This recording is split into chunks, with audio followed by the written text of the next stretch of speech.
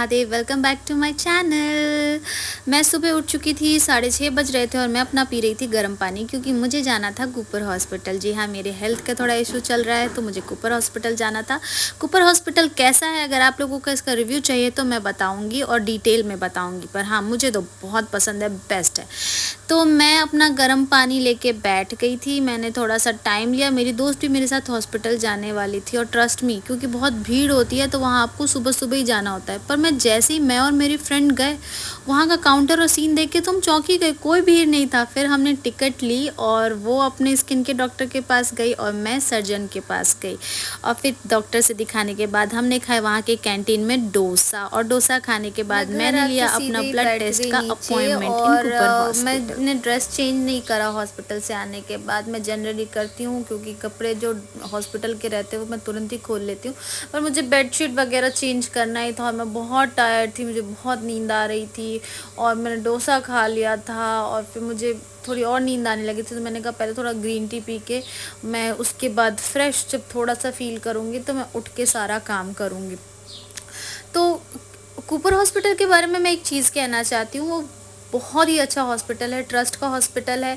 और जिनकी बजट बिल्कुल नहीं है, इवन मैं तो कहती हूँ जिनकी बजट है ना, अगर आपके पास पेशेंस है कि लाइन में लग के बहुत देर तक डॉक्टर्स के साथ वेट करके डॉक्टर से मिलना है, तो आपको ट्रीटमेंट बहुत अच्छी मिलेगी, इसकी गारंटी मैं देती हूँ और श्योरिटी देती हूँ, क्योंकि मेरा एक्सपीरियंस और मेरी फ्रेंड का एक्सपीरियंस अब तक का कूपर में सबसे बेस्ट रहा है। भाई मैंने तो इतने बड़े बड़े हॉस्पिटल्स में अपने एक्ने को दिखा दिया, मुझे कितने पैसे लगे, इवन होम्योपैथिक तक गई, एमपी का डॉक्टर था, उसने सारे पैसे में हर 15 दिन पे मुझसे 2400 लेते थे, पर कोई फ़ायदा नहीं हुआ और बल्कि मेरा एक्ने वर्स्ट होता गया। तो जब मुझे कूपर में लगा कि अब चलो कूपर में जाना चाहिए, क्योंकि किसी ने मुझे कूपर के बारे में कहा था, तो मैं जब कूपर में गई तो मैं थोड़ा डर रही थी, स्किन के डॉक्टर पता नहीं क्या सरकारी ये वो this that, but trust me बचपन से भी हमने सरकारी में ही दिखाई, ऐसे कोई बहुत बड़े चोंचले नहीं हैं। बट उसके बाद तो बहुत अच्छा रिजल्ट आया मेरा, आप देख सकते हो। और ये लिया है मैंने अपने लिए अपना मिरर, है ना बहुत खूबसूरत यार, मैं बता नहीं सकती हूँ मैं कितना मैनिफेस्ट कर रही थी एक बड़े मिरर के लिए। मैं इतने दिनों से मैं पैसे की वजह से मैं सबसे पूछती थी दुकान वालों से जाके आप कितने में दोगे, और मुझे एक स्टैंडिंग मिरर चाहिए था, ना कि मुझे ड्रेसिंग टेबल और समथिंग। आप लोग कहोगे ये तो ड्रेसिंग टेबल जैसा ही है, हाँ है, बट ये बहुत खूबसूरत डिज़ाइन है और 1600 का है, न्यू ही है। मुझे लगता है जिसने भी लिया था ज़्यादा यूज़ नहीं किया, या तो फिर उन्होंने बहुत संभाल के रखा था, वो भी मेरे तरह थे जो बहुत केयर करते थे अपनी चीज़ों का। और ये इतना खूबसूरत डिज़ाइन था ना कि मैं तो देखते ही मैंने कहा मैं यही लूँगी और मैंने ये ले लिया। आप लोग प्लीज़ कमेंट में बताइएगा कैसा है। उसके बाद मैंने सोचा चलो थोड़ा घर क्लीन कर लेती हूँ, क्योंकि काफ़ी टाइम हो गया था, जिम शाम को ही जाना था क्योंकि बहुत टायर्ड, 10-12 बजे तो मैं घर ही पहुँची थी यार। और फिर बहुत सारे काम थे, बहुत सारा प्लान था जो मुझे एग्जीक्यूट करना था, तो जिम तो है मेरा 12:30 बजे ही बंद हो जाता है।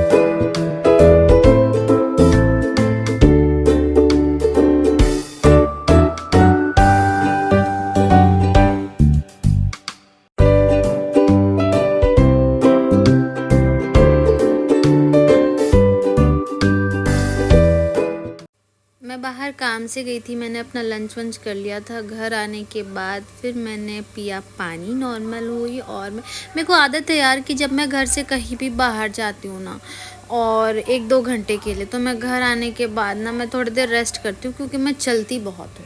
तो मैं वॉक करके जाती हूँ, नज़दीक में जितना भी होता है तो मैं थोड़ा चल के जाती हूँ। और पानी आजकल मैं बहुत पीना शुरू करना, मतलब पीती तो मैं पानी वैसे ही बहुत हूँ, लेकिन बीच में कम हो गया था, जिसकी वजह से मुझे गर्मी भी हो गई है और बाकी हेल्थ का इश्यूज़ भी शुरू हो गया है।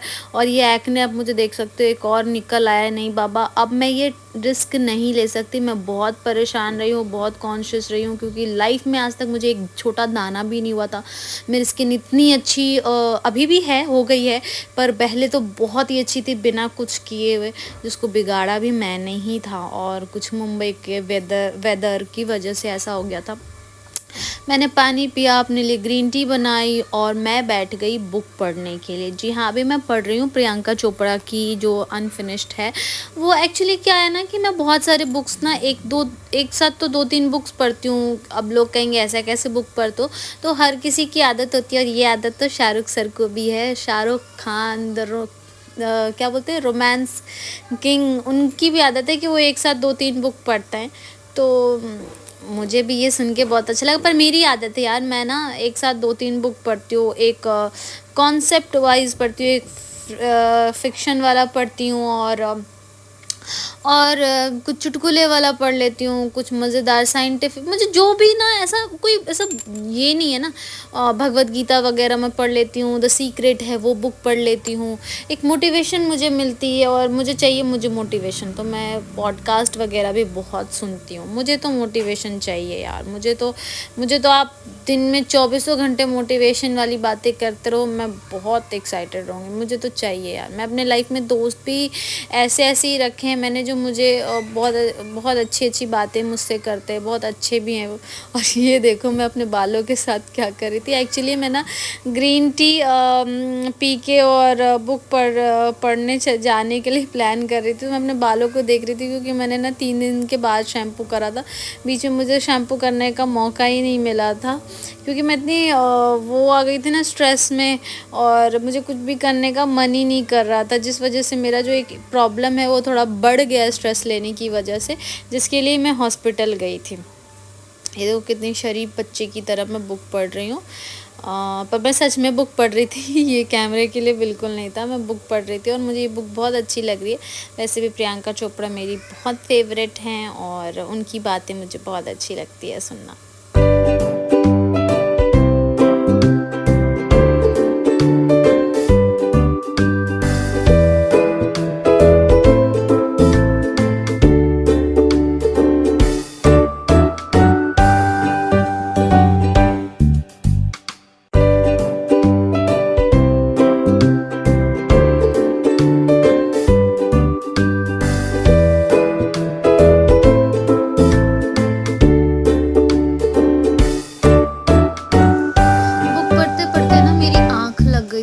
बहुत ज़ोर से नींद आ रही थी, तो मैं थोड़ा सो गई। मैंने ज़्यादा देर सोई नहीं थी, सिर्फ 15 मिनट्स का, मैंने 15 भी नहीं कह सकती यार, 10 मिनट्स का मैंने नैप लिया था। फिर मेरा फ़ोन आ गया था, जिसकी वजह से मैं उठ गई, और फिर मैंने उठते ही अपने मुंह पे पानी मारा, और पानी मार के फिर मैंने बाकी का प्लानिंग करा कि मुझे क्या क्या करना है, क्या नहीं करना है। अभी आगे का जो भी काम लेफ़्ट ओवर था उसको फिनिश तो करना ही था।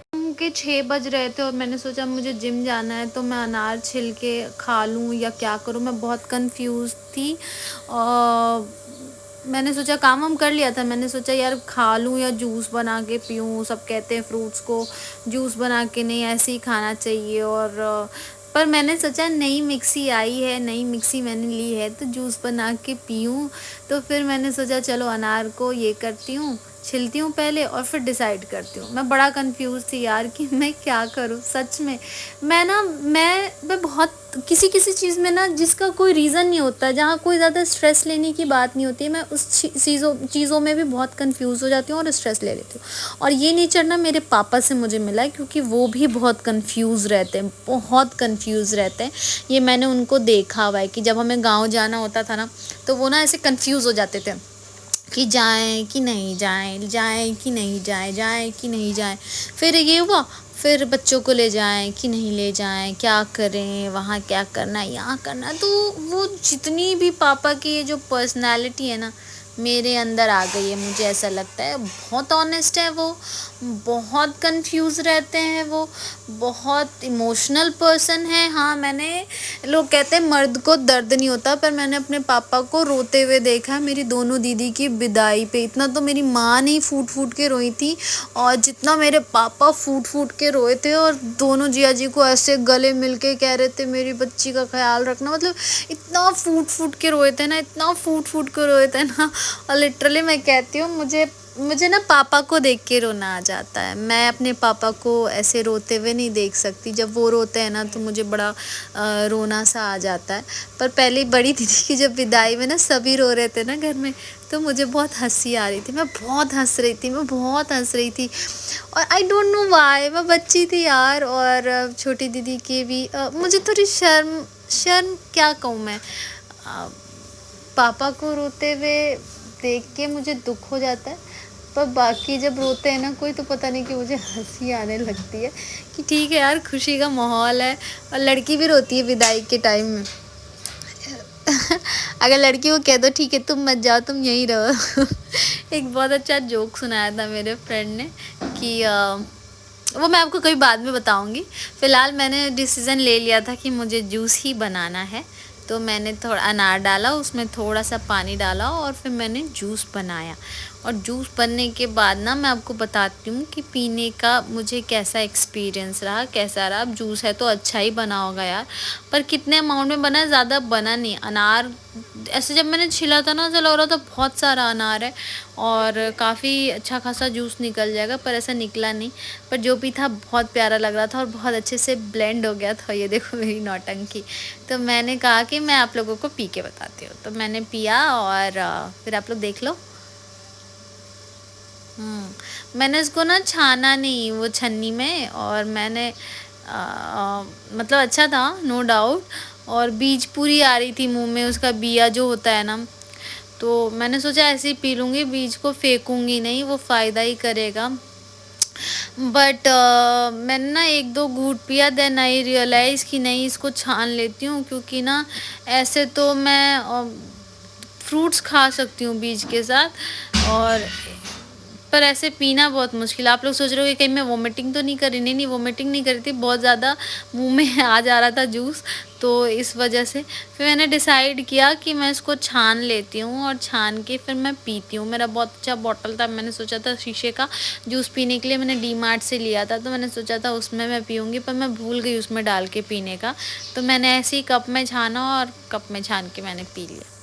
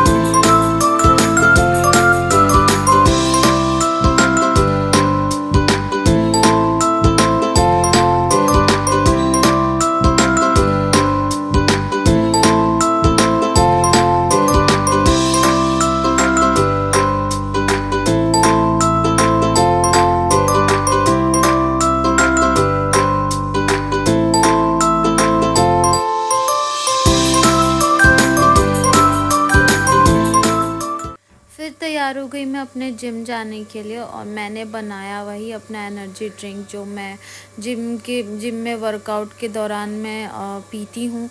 आप लोगों को तो ये मैंने बताया था कि इलेक्ट्रॉल पाउडर, लेमन और सॉल्ट को मैं मिक्स करके ले जाती हूँ और यही मेरा ड्रिंक होता है यार। पर मुझे सच बताऊँ, इस ड्रिंक को पी के ना मैं डिहाइड्रेट फील नहीं करती हूँ। और ये ड्रिंक का क्या साइंटिफिक ये लॉजिक है ये मैं बताती हूँ, क्योंकि इसमें शुगर और सॉल्ट दोनों ही रहता है, तो आपको डिहाइड्रेशन नहीं फील होता। डिहाइड्रेशन की वजह से ही आपकी एनर्जी जो है आपको लो लो लगती है, आप में एनर्जी नहीं आती है, आप में वो स्ट्रेंथ नहीं आता है कि आप करो। तो मैं थोड़ा सज धज के चमक दमक के निकल पड़ी थी। जब मैं जिम से निकल रही थी तो मैंने बहुत बैंड बाजे शोर शराबा सुन रही थी, जो कि मैंने म्यूट कर दिया इस वीडियो में। लेकिन मैं ये सोच रही थी यार ये क्यों इतना कर रहे हैं, और फोटोग्राफर्स ऐसे फ़ोन में बड़े बड़े कैमरे लेके दौड़ रहे हैं और दो आदमी ऐसा सेठ की तरह एकदम कोट पैंट पहन के चल रहा है। पहले तो मुझे लगा कोई सेलिब्रिटी आ गया क्या मराठी फिल्म का, पर आई डोंट नो। मैं पीछे मुड़ के देखी, मैं उनको पहचान नहीं पाई, क्योंकि मैं नहीं पहचानती हूँ यार, या फिर मुझे कन्फ्यूज़न थी ये शादी हो रही थी क्या हो रहा था। पर ढोल नगाड़े बज रहे थे और ऐसे भीड़ थी और सभी देख रहे थे और ये दो आदमी ऐसे चल रहे थे चौर में, पूछो ही मत। फिर मैं घर आके हाथ मुंह धो के मैंने दिखाया सांझ और किया प्रार्थना सबके लिए, आप लोगों के लिए भी। और मेरी दुआ है आप सब खुश रहें, स्वस्थ रहें। सेहत से बढ़कर कुछ नहीं होती यार, तो हेल्थ। और मैंने भी ये शपथ ली है कि अब मैं कुछ भी हो जाए मैं अपने हेल्थ पे ध्यान दूंगी, इग्नोर करना ही नहीं है मुझे। फिर मैं रात में अपने एक फ्रेंड के यहाँ डिनर करने के लिए गई थी और डिनर करके जब मैं वापस आ रही थी तो मैंने देखा कि मेरी सोसाइटी में ये लगा है मेला, और ये मेला होता है कोली सी फूड। इसमें क्या होता है, यहाँ जो कोंकणी मराठी लोग हैं ना, उनका सी फूड, जो मछुआरे हैं ना मराठी, जो बेसिकली मछुआरे हैं, उनका सी फूड का फेस्टिवल होता है और उसमें वैरायटी की आपको फ़िश खाने को मिलेगी। मैं इसके अंदर कभी गई नहीं हूँ, मैंने बस सुना है। पिछले बार भी मैं रह गई थी जाना, पर इस बार मैंने सोचा है मैं जाऊँगी और आप लोगों को भी दिखाऊँगी। और नहीं सिर्फ खाने पीने का ही नहीं, बहुत कुछ मिलता है। ये देख लो आप, छोटा छोटा एग्जाम्पल। इसके लिए पुलिस भी आई थी ताकि क्राउड को कंट्रोल कर सके। फिर बनाया मैंने अपना इत्सव गोल, और इत्सव गोल बना के मैंने करी अपने सर की चंपी, लगाया सीरम, मुंह धोया, क्लींस किया, स्किन केयर रूटीन की नाइट की जो मैं बेसिकली करती हूँ। और जब मुझे एक भी एक्ने हो जाता है तो क्या मैं स्किप करती हूँ, वो मैंने शॉर्ट वीडियो में बना के दिखाया है। वो भी मैं अपलोड करूँगी, क्योंकि वो शॉर्ट वीडियो में डालूँगी। और वो पार्ट 2 पार्ट 3 ऐसे करके आएगा आप लोगों के पास कि हेल्दी लाइफस्टाइल हैक की तरफ से, तो आप शॉर्ट्स भी देखना ना भूलें। और यही था मेरा आज का वीडियो यार, बहुत मज़ेदार रहा, प्रोडक्टिव रहा मैं ये कहूँगी। हाँ, मैं ऑडिशंस के लिए जा नहीं पाई, पर मुझे एक ऑडिशन आया है जिसका मैंने उनको बोला था मैं कल बना के भेजूँगी। वो एक वेब सीरीज़ की ऑडिशन थी, और तो मैंने उनको कहा कि मैं कल बना के भेजूँगी। तो मैंने अपना सारा रूटीन कर लिया, और स्क्रिप्ट क्या है मैंने पढ़ लिया, ज़्यादा कोई डायलॉग नहीं है। डायलॉग सिर्फ एक वर्ड का है, और वो वर्ड का डायलॉग मुझे बस बोलना है। तो मैंने कहा उनको मैं कल भेजूँगी, क्योंकि वो फॉर्मल अटायर में था। तो मैंने अपना सारा रूटीन किया, और फिर मैंने आजकल मैं डायरी लिखना शुरू करी हूँ, पर 2 दिन से मैं लिख नहीं पा रही हूँ। जैसे कि मैं आप लोगों को बता रही थी, मुझे बहुत स्ट्रेस हो रहा था, और मैं कुछ भी अपनी चीज़ें ना बोलने से घबराती नहीं हूँ। और जब मुझे बहुत स्ट्रेस होता है तो मैं ऐसे लोग ढूंढती हूँ जिससे मैं बातें कर सकूँ, जिससे मैं खुल के बात कर सकूँ। और मेरे लाइफ में एक सबसे ख़ास दोस्त है मेरा, 2 है, बट वो जॉब में बिज़ी रहती है, और दूसरा जो है वो भी बिज़ी रहता है, बट बेचारा मुझे सुन लेता है। तो वो सुन लेता है मुझे। ऐसे तो मेरे लाइफ में सब जितने भी दोस्त हैं सभी बहुत अच्छे हैं, पर एक दोस्त है जिसको मैं कुछ भी बोल दूँ, कुछ भी बोलूँ, वो मुझे कभी जज नहीं करता। वो मुझे समझता है कि मैं कैसी हूँ, और मेरी गलतियों को मैं समझती हूँ, वो मुझे समझाता है, और काम के लिए मुझे बहुत मोटिवेट करता है। तो मुझे लगता है कि आप सबकी भी ज़िंदगी में एक ऐसा दोस्त तो होना चाहिए जो पैसा बहुत ज़्यादा मैटर करता है। मैं मानती हूँ, मैं बहुत मानती हूँ, जब से मैं मुंबई में आई हूँ पैसा बहुत मैटर करता है। पर पैसा आप खुद कमा सकते हो, अगर आपके आसपास जो लोग हैं वो बहुत पॉजिटिव हैं और आपको बहुत इनकरेज करते हैं। यार कुछ भी हो जाए, लाइफ आजकल ऐसी हो गई है ना कि आपको हर पॉइंट पे होते हो, आप स्ट्रेस फील करते हो, होपलेस फील करते हो, तो एक बंदा होता है जो आपको हमेशा मोटिवेट करता है और कहता है कि नहीं यार तू रुक मत, तू। और ना जो बाकी दुनिया को नहीं दिख रहा होता है ना कि आपके अंदर क्या टैलेंट है, इवन आपको भी नहीं दिख रहा होता है कि आपके अंदर क्या टैलेंट है, वो बंदा ना आपको इतना इनकरेज कर देता है कि तू बड़ी टैलेंटेड है, तू ऐसी है, तू वैसी है। या फिर लड़के को ये तू बहुत टैलेंटेड है यार, छोड़ना यार, क्या सोच रहा है, या ब्रेकअप भी हो जाता है यार, क्यों क्यों टेंशन है, बहुत मस्त बंदी मिलेगी तुझे, इससे बेस्ट मिलेगी। या फिर हमारा भी ब्रेकअप होता है तो कहता है तुझे उससे भी अच्छा लड़का मिलेगा, और तेरे लिए बहुत कुछ अच्छा रखा हुआ था। तो देखो क्या होगा आगे का हम प्रिडिक्ट नहीं कर सकते हैं कि उससे भी बेस्ट मिलेगा या उससे भी वर्स्ट मिलेगा या मिलेगा ही नहीं। लेकिन हाँ, उस पल के लिए ना उस जोन से निकाल देता है वो अच्छा दोस्त, वो एक अच्छी दोस्त, मेल हो या फीमेल हो। तो मुझे लगता है हर किसी के लाइफ में ना एक अच्छा दोस्त होना बहुत, मेरे लाइफ में तो है। आप लोगों के लाइफ में कोई है तो आप लोग प्लीज़ कमेंट में बताइए। और हाँ, मेरा भांजा लेंस, मैं उसकी वीडियो देख के अपने सारे स्ट्रेस को भूल जाती हूँ यार। ये वीडियो बस इतना ही। Thank you so much, bye bye.